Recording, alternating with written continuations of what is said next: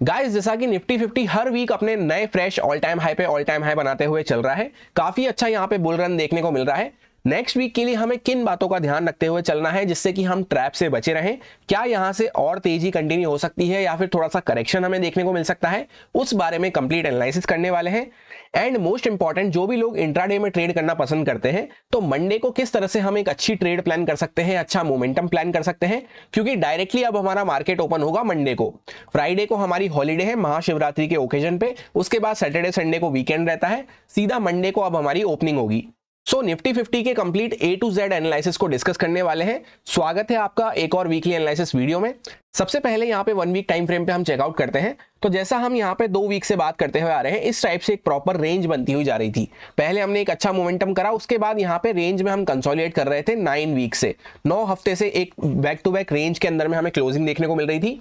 उसका फाइनली यहाँ पे ब्रेकआउट होता हुआ नजर आया था और हमने यही डिस्कस किया था कि ये ब्रेकआउट जब तक फेल नहीं होता है, फेल कब होगा उसको भी हमने डिस्कस किया था कि 21,800 के नीचे अगर हम जाना चालू करते हैं तब ये ब्रेकआउट यहाँ पे फेल होता हुआ नजर आएगा। और अगर ये रेंज का ब्रेकआउट फेल नहीं होता है तो धीरे धीरे करता हुआ यहां से मार्केट ऊपर की साइड पे जा सकता है। जहां पे जितनी ये रेंज की लेंथ हमें देखने को मिल रही है, इतना टारगेट हम ऊपर की साइड पे प्रोजेक्ट करते हुए चल सकते हैं। जो हमने निकाला था वो निकल के आ रहा था 22,800 के आसपास। यानी अगर ये ब्रेकआउट फेल नहीं होता है यहां से तो इतना टारगेट हमारा ऊपर की साइड पे रह सकता है, ये हमने यहां पे प्रोजेक्ट किया था। अभी भी उसी रास्ते पे यहाँ पे निफ्टी 50 कंटिन्यू होता हुआ चल रहा है। बस एक बात का हमें नेक्स्ट वीक यहाँ पे ध्यान रखना है कि जब से हमने यहाँ पे इसको ब्रेकआउट किया है, बैक टू बैक आप देखेंगे तो 4 वीक से यहाँ पे back to back green candles हमें देखने को मिल रही है। कोई भी छोटा मोटा करेक्शन नहीं है या फिर कोई भी यहाँ पे रुकने वाला साइन नहीं है, जैसे यहाँ पे इनसाइड कैंडल वगैरह बनती है, कोई भी रेड कैंडल एक हमें देखने को नहीं मिल रही है। तो बैक टू बैक 4 वीक से ऊपर की साइड पे मूव करते हुए जा रहे हैं और मूव जो हमें देखने को मिल रहा है थोड़ा इस टाइप का मूव देखने को मिल रहा है, ऐसे जिगजैग करते हुए। यहां से लेकर ये मूव आप पूरा चेकआउट करेंगे इस तरह से, तो ये जिगजैग करते हुए यहाँ पे एक चैनल के अंदर में हम मूव कर रहे हैं, जहां पे बीच बीच में मार्केट थोड़ी सी लिक्विडिटी इकट्ठी करता है, थोड़ा बहुत करेक्शन दिखाता है, थोड़ा रुकता है और वापस से फिर ऊपर ब्रेकआउट कर देता है। इस तरह से मार्केट करता हुआ चल रहा है। यहाँ पे पीछे आप चेकआउट करेंगे तो इस तरह का होता है एक पूरा स्मूथ मूव, जहां पे कैंडल्स काफी बड़ा बड़ा मूव स्मूथली करते हुए नजर आती है। उनमें कैंडल में विक्स हमें कम देखने को मिलती है, जो ऊपर नीचे की कैंडल की शेडो होती है वो कम देखने को मिलती है। जैसा यहां से यहां तक का पूरा मोमेंटम आप चेकआउट कर सकते हैं। उसके बाद यहाँ पे कंसोलिडेट करने के बाद ये वाला जो मोमेंटम हमें देखने को मिल रहा है, ये काफी स्लो देखने को मिल रहा है। ये वाला मोमेंटम काफी फास्ट और स्मूथ था, पर ये वाला मोमेंटम काफी स्लो, इस तरह से चैनल में चलते हुए हम जिगजैग करते हुए धीरे धीरे ऊपर की साइड पे बढ़ रहे हैं।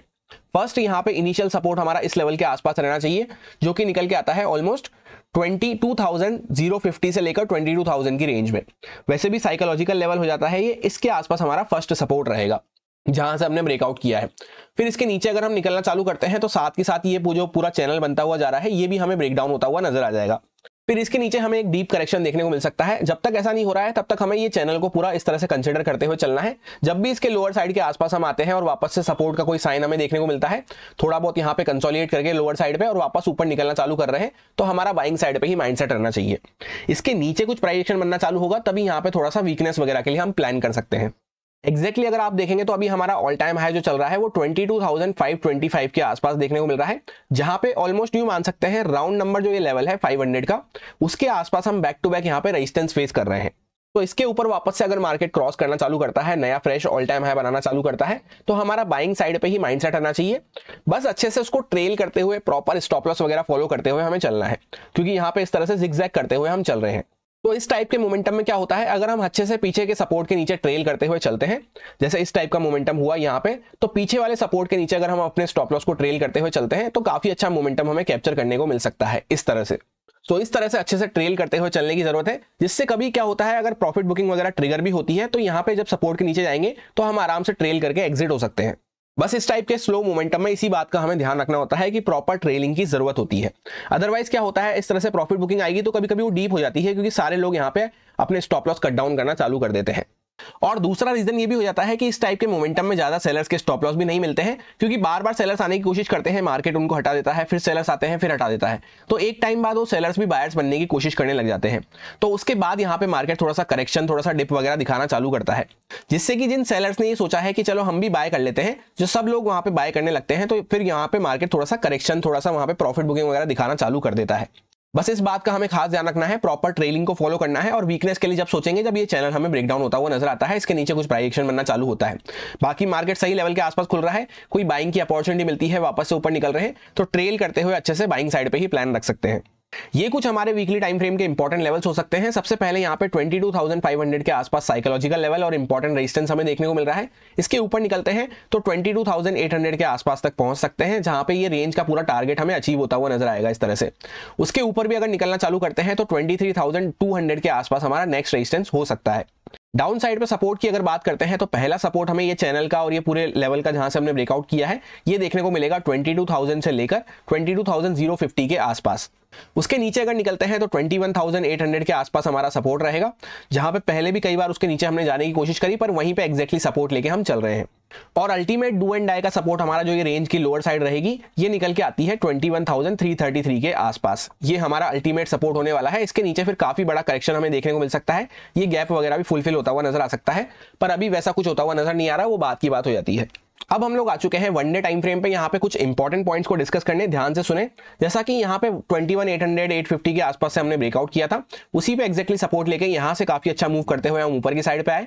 3 दिन यहाँ पे होल्ड करके वापस से एक अच्छा मूव दिखाया। अभी वापस से यहाँ पे एक पॉज टाइप ऑफ कैंडल बना के हम खड़े हुए हैं। एग्जैक्टली जो रेजिस्टेंस हम ले रहे हैं बैक टू बैक 2 दिन से, वो 22,500 के आसपास हमें देखने को मिल रहा है। थोड़ा बहुत 10-20 पॉइंट से मार्केट इसके ऊपर जाता है, पर इसके ऊपर सस्टेन नहीं कर पा रहा है। और इसी के साथ साथ ये चैनल की हायर साइड भी हमें यहीं पे देखने को मिल रही है, जहां पे मार्केट इसी के आसपास रेजिस्टेंस फेस करता हुआ खड़ा हुआ है। तो इसके ऊपर अगर निकलना चालू करते हैं तो बाइंग साइड पे ही हमारा माइंडसेट रहना चाहिए। सेलिंग के लिए तो जब भी प्लान कर सकते हैं अग्रेसिव होकर, जब कुछ सपोर्ट वगैरह ब्रेकडाउन होना चालू होते हैं, या फिर लोअर टाइम फ्रेम पे 1 आवर 15 मिनट वगैरह पे इस टाइप का कुछ प्राइस एक्शन हमें देखने को मिलता है। इंपॉर्टेंट लेवल डाउन साइड के लिए हमारा ये रहेगा, एक तो 22,222 के आसपास, जिसके आसपास से हमने ब्रेकआउट किया था ये, और उसी पे एग्जैक्टली सपोर्ट लेके वापस से हम ऊपर आए हैं। इसके नीचे अगर कुछ प्राइस एक्शन बनना चालू होता है, तब यहाँ पे थोड़ी सी वीकनेस का पहला साइन हमें मिलना चालू होगा, और बाकी मेजर साइन ये चैनल के नीचे ही हमें देखने को मिलेगा, इसके नीचे कुछ प्राइस एक्शन बनता है जब। अब 1 आवर टाइम फ्रेम पे हम चेकआउट करते हैं तो ये कुछ ट्रेंड लाइंस हमारे काम की रहेंगी, जिन पे हमें फोकस रखना है। सबसे पहले ये एक माइनर ट्रेंड लाइन यहाँ पे हमें देखने को मिल रही है, इसके आसपास हम यहाँ पे 4-5 बार रेजिस्टेंस फेस कर चुके हैं। पहले भी यहाँ पे कंसोलिडेट करके थोड़ा नीचे प्रॉफिट बुकिंग दिखाई थी, अभी वापस से इसी के आसपास हम कंसोलिडेट कर रहे हैं। तो यहाँ पे काफी अच्छा कंसोलिडेशन हो चुका है। अगर वापस से इसके ऊपर ब्रेकआउट करना चालू करते हैं तो साथ के साथ 500 के ऊपर भी हम सस्टेन करने लग जाएंगे, जो राउंड नंबर लेवल है 500 का। तो इसके ऊपर फिर हम यहाँ पे ये नेक्स्ट ट्रेंड लाइन के आसपास तक जा सकते हैं, जहां पे 2 बार पहले हम रेजिस्टेंस इस पे फेस कर चुके हैं। ये निकल के आएगी हमारी 600 से लेकर 650 के रेंज में। और वहीं पे डाउन साइड पे हम चेकआउट करते हैं तो यहाँ पे इसके आसपास 2 बार हम सपोर्ट ले चुके हैं। इस ट्रेंड लाइन के नीचे कुछ प्राइस ब्रेकडाउन करना चालू करता है तो छोटा मोटा करेक्शन हमें देखने को मिल सकता है, और मेजर करेक्शन यहाँ पे इसके नीचे ही हमें देखने को मिलेगा। ये जो चैनल की पूरी लोअर साइड चलती हुई आ रही है, इसके नीचे कुछ प्राइस एक्शन बनना चालू होता है तब। अब हम लोग आ चुके हैं 15 मिनट टाइम फ्रेम पे मंडे के लिए एग्जैक्ट इंट्राडे कंडीशंस को समझने के लिए। सबसे पहले यहाँ पे जब हम थर्सडे के लिए एनालिसिस कर रहे थे, तब मैंने आपसे यही बात कही थी कि वेडनेसडे को जो जहां पे बैंक निफ्टी की एक्सपायरी हमें देखने को मिल रही है, तो बैंक निफ्टी एक्सपायरी पे काफी अच्छा मोमेंटम हो चुका है, निफ्टी 50 में भी। तो जो निफ्टी 50 और सेंसेक्स की एक्सपायरी होने वाली है थर्सडे को, उस पर मैं पर्सनली कोई ज्यादा बड़ा मोमेंटम प्लान नहीं कर रहा हूं। वैसे भी यहाँ पे बड़े मोमेंटम का स्कोप बचता नहीं है। सिर्फ हमने ये डिस्कस किया था कि अगर मार्केट यहाँ पे 500 के लेवल के नीचे ही ओपन होता है, थोड़ी देर यहाँ पे रुकता है, थोड़े नए स्टॉप लॉस वगैरह क्रिएट करता है, उसके बाद अगर 500 को क्रॉस कर रहा है तो यहाँ पे छोटा मोटा मोमेंटम हम प्लान कर सकते हैं। पर हुआ क्या, market directly gap up open हो गया 500 के ऊपर। उससे जो यहाँ पे थोड़े बहुत लोग होप लगा के बैठे थे 500 के रेजिस्टेंस का, थोड़े बहुत जो सेलर्स थे जो कॉल सेलिंग वगैरह करके बैठे थे, जिनके बारे में हमने डिस्कस किया था, वो भी यहाँ पे एग्जिट कर गए। उसके बाद यहाँ पे अपर साइड पे स्टॉप लॉस बचे नहीं, और डाउन साइड के बायर्स ऑलरेडी काफी अच्छे प्रॉफिट में बैठे हैं, तो उनको तो वैसे भी मार्केट इस तरह से डायरेक्टली टारगेट नहीं कर सकता है। और ये बात मैंने आपसे कई बार कह रखी है, जब ऊपर के एक साइड के स्टॉप लॉस खत्म हो जाते हैं, दूसरी साइड के स्टॉप लॉस दूर हो जाते हैं, यानी दोनों साइड के ही स्टॉप लॉस नहीं मिल रहे मार्केट को, तो उसके बाद मार्केट एक रेंज बनाने लगता है, कंसोलिडेशन करने लगता है, जिससे कि वहां पे होप ट्रेडर्स आ जाएं, काफी सारी नई पोजीशंस बन जाए, नए यहाँ पे बायर सेलर्स वहां पे ऐड हो जाएं, और जो पहले की पोजीशंस वगैरह बैठी हैं उनकी भी यहाँ पे स्टॉप लॉस ट्रेल होना चालू हो जाए। तो इस हिसाब से अगर हम देखते हैं तो यहाँ पे कुछ बायर सेलर्स बैठे होंगे जिनके यहाँ पे स्टॉप लॉस पड़े होंगे, और बाकी के कुछ बायर्स वगैरह के स्टॉप लॉस यहाँ पे हमें देखने को मिल रहे हैं, और ऊपर की साइड पे कोई भी स्टॉप लॉस हमें देखने को नहीं मिल रहे हैं, क्योंकि ऑलरेडी हम ऑल टाइम हाई के आसपास चल रहे हैं। और इसी के साथ टेक्निकली अगर हम देखते हैं तो 500 के आसपास 3-4 बार मार्केट ने रेजिस्टेंस लिया है, उसके ऊपर जाने की बहुत कोशिश करी, पर हम नहीं जा पा रहे थे। 10-20 पॉइंट 25 पॉइंट के आसपास जाके और वापस से मार्केट नीचे आ जा रहा था, यानी कोई भी अच्छी क्लोजिंग नहीं मिल पा रही थी, सिर्फ मार्केट एक स्पाइक लगा के टिक लगा के वापस से नीचे आ जा रहा था। तो अगर वापस से हम इसके ऊपर सस्टेन करना चालू करते हैं तो जो यहाँ पे थोड़े बहुत सेलर्स वगैरह आए हैं उनकी पोजीशन खतरे में आ सकती है। तो यहाँ पे थोड़ा बहुत और बाइंग का मोमेंटम, पॉजिटिव मोमेंटम हमें देखने को मिल सकता है, उसको हम प्लान कर सकते हैं बाइंग साइड पे। तो कंडीशन इस तरह से बन सकती है, अगर सपोज यहाँ पे फ्लैट इसी प्राइस के आसपास खुलते हैं, वापस से ऊपर ब्रेकआउट कर रहे हैं, तो यहाँ पे बाइंग साइड पे हमारा प्लान रह सकता है छोटा सा स्टॉप लॉस डाल के। वहीं पे सपोज डायरेक्टली वापस से थोड़ा सा गैप अप खुल जाते हैं, तो आज के दिन गैप अप खुल के मार्केट पहले नीचे निकला है और फिर वापस से कंसोलिडेट करता रहा, तो ये प्रोबेबिलिटी नेक्स्ट डे पे रिपीट होने के चांसेस तो बहुत कम हो जाते हैं। सो अगर कोई गैप अप भी हमें देखने को मिलता है तो उस केस में भी हमारा बाइंग साइड पे ही प्लान रहेगा। ये जो यहाँ पे सेलर्स वगैरह आए हैं उनकी पोजीशन टारगेट करने के लिए मार्केट ऊपर जा सकता है, तो कोई बाइंग साइड का प्राइडिक्शन हमें मिलता है तो बाइंग साइड पे हम फोकस रख सकते हैं। वहीं पे सपोज कोई गैप डाउन हमें देखने को मिल जाता है, तो इसके नीचे अगर कुछ प्राइडिक्शन मिलना चालू होता है इस टाइप का, डबल कंफर्मेशन के साथ हम यहाँ पे थोड़ा बहुत 50% क्वांटिटी के साथ यहाँ पे शॉर्ट प्लान कर सकते हैं, क्योंकि अभी काफी अच्छा पॉजिटिव मोमेंटम में हम बने हुए हैं। थोड़ा बहुत नीचे जाके मार्केट कहीं से भी वापस से रिवर्स कर सकता है, और वैसे भी यहाँ पे ये लोअर साइड आने वाली है इस ट्रेंड लाइन की, तो इसके आसपास जाके मार्केट वापस से हो सकता है सपोर्ट ले ले, या यहीं पे भी रुका रहेगा तो भी हमारे अननेसेसरी प्रीमियम डीके होते हुए नजर आएंगे। तो ट्रेंड के अगेंस्ट में भी बने हुए हैं और इस तरह से पूरा स्विंग के अंदर में भी बने रहेंगे। तो सेल साइड पे अगर इसके नीचे कुछ मार्केट जाता है तो सेल साइड पे हमारा प्लान रह सकता है, पर उसमें डबल कंफर्मेशन के साथ काम करना है और क्वांटिटी फिर भी हमारी कम ही रहेगी, जिससे कि हमारा रिस्क प्रॉपर्ली मैनेज रहे। ये सारे कुछ इंपॉर्टेंट लेवल्स रहेंगे जिन पे मैं ट्रेडिंग करते टाइम फोकस रखूंगा।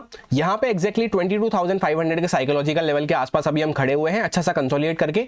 इसके नीचे ये जो लोअर साइड निकल के आ रही है, ये हमारी 22,430 के आसपास देखने को मिल रही है, जो कि पहले का हमारा इंपॉर्टेंट रेजिस्टेंस भी बनी हुई थी। इस तरह से ये लेवल पहले का ही मार्क है, ये सारे नीचे के लेवल पहले की मार्क है, जो कि हमें यहाँ पे उसके नीचे सपोर्ट देखने को मिलेगा 22,283 के आसपास। उसके नीचे सीधा 22,222 के आसपास सपोर्ट देखने को मिलेगा, जहां पे ये डॉट सपोर्ट लगा के हम ऊपर आए थे। उसके नीचे यहाँ पे निकलते हैं तो लास्ट जो हमने यहाँ पे सपोर्ट लिया था, थोड़ा सा यहाँ पे मार्केट रुका था, कंसोलिडेट किया था, 22,170 के आसपास हमें देखने को मिल रहा है। उसके नीचे सीधा यहाँ पे 22,090 के आसपास हमारा सपोर्ट रहेगा, यहीं पे ये चैनल की लोअर साइड भी आने वाली है। उसके नीचे सीधा 22,000 का साइकोलॉजिकल लेवल निकल के आता है। अपर साइड पे रेजिस्टेंस की अगर बात करते हैं तो 22,590 के आसपास एक रेजिस्टेंस हो सकता है, यहीं पे हमारी ये ट्रेंड लाइन की हायर साइड भी हमें देखने को मिलेगी, इसके आसपास मतलब 590 से लेकर 650 के आसपास। उसके ऊपर अगर निकलते हैं तो 22,695 के आसपास एक रेजिस्टेंस हो सकता है। उसके ऊपर 22,825 के आसपास एक रेजिस्टेंस हो सकता है, 800 से लेकर 825 की रेंज। ये कुछ लेवल्स पे हमारा फोकस रह सकता है। एक लाइन में सिंपल सा प्लान ये है कि यहाँ पे प्रॉपर एक अच्छा मोमेंटम करने के बाद हम कंसोलिडेट कर रहे हैं, ऊपर से वापस निकलते हैं तो बाइंग साइड पे प्लान रख सकते हैं छोटा सा स्टॉप लॉस डाल के। इसके बीच में ही अगर हम यहाँ पे बने रहते हैं तो इसके बीच में मैं कोई भी पर्सनली ट्रेड लेने में इंटरेस्टेड नहीं हूँ। डाउन साइड पे अगर निकलना चालू करते हैं तो डबल कंफर्मेशन के साथ, और फिर भी क्वांटिटी हमारी कम रहेगी पहले, जब तक कोई मेजर ब्रेकडाउन वगैरह होते हुए हमें नजर नहीं आते हैं, कोई इंपॉर्टेंट सपोर्ट वगैरह के नीचे हम आना चालू नहीं करते हैं।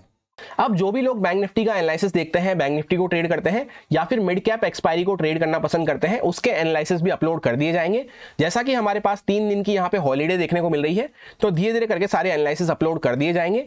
और बैंक निफ्टी के एनालिसिस के साथ साथ हम फ्यूचर एंड ऑप्शंस का डेटा भी डिस्कस कर लेंगे कि बाकी लोगों का किस तरह से माइंडसेट बन रहा है मंडे के लिए, रिटेलर्स का, FII, DIA, प्रो ट्रेडर्स का किस तरह से माइंडसेट बन रहा है, उसको F&O डेटा को हम बैंक निफ्टी के एनालिसिस के साथ डिस्कस कर लेंगे। यही मेरा सिंपल सा एनालिसिस बन रहा था निफ्टी 50 में, जो आपके साथ प्योरली एजुकेशन एक्सपीरियंस पर्पस से शेयर किया गया है, सारे लॉजिक्स एंड रीजंस को एक्सप्लेन करते हुए।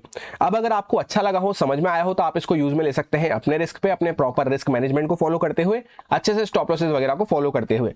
Happy Monday, thank you.